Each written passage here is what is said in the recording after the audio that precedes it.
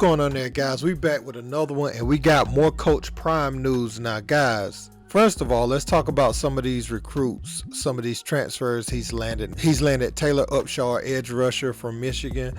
And, you know, in his 5 years with Michigan, you know, he was a solid rotational player. He's going to bring some experience to the defense, and he's probably going to have a bigger role than he's ever had at any time in his collegiate career. But at the same time, you know, he comes in knowing what to expect, knowing how to train his body, and he's probably going to start next year coming in the transfer portal. So that's a big grab for Coach Prime. Now, he also brings in more on the edge in Jordan Dominic, an edge transfer from Arkansas, who racked up 7.5 sacks last season. So those are some big grabs, man, for Coach Prime to get more experience in there.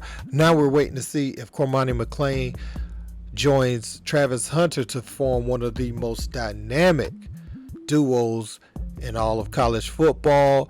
Now let's look at this. What I really want to talk to y'all about is Colorado's ticket sales and the Prime effect.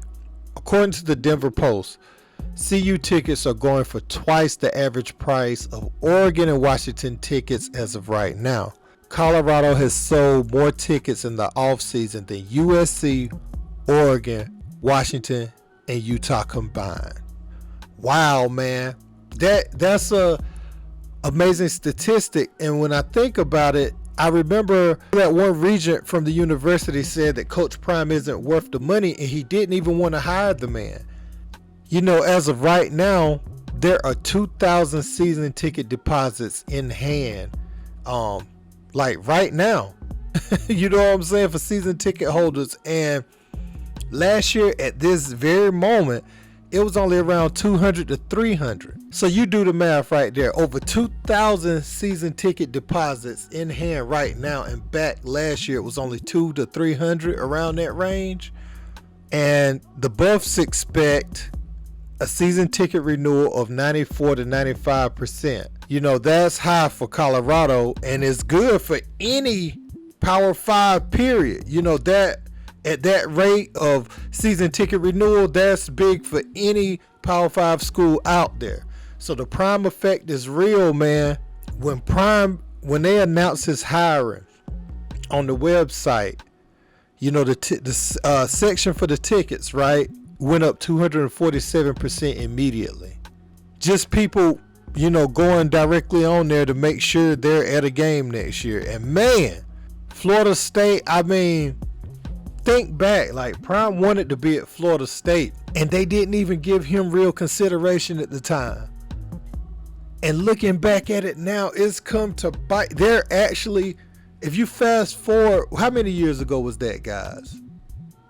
Like 4 or 5 years ago, he wanted to be the coach of Florida State. And now you're going to be losing recruits to this man, when you could have had first dibs on him. So I'm actually happy that Coach Prime is in this position. One way to look at him leaving the HBCU, like he desired to coach at the Power 5 level from the gate.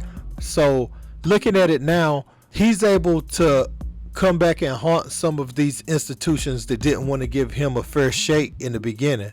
And I understand, you know, they were saying he didn't have collegiate coaching experience and everything, but everyone in their right mind knew that Coach Prime had a relationship with all these young men through his combines, being around the high school game, coaching his boys. And just like he has even kids that don't play for him or didn't play like directly on his teams and stuff, he has a relationship with a lot of these guys. So it would have made sense for some of the programs that were down at the time to give him a shot, even at the Power 5 level. But now it's going to come back and haunt them. Colorado is is on the way up, man. I just want to share that report, guys. Hey, listen, don't forget to like, share, and subscribe. Until next time, peace.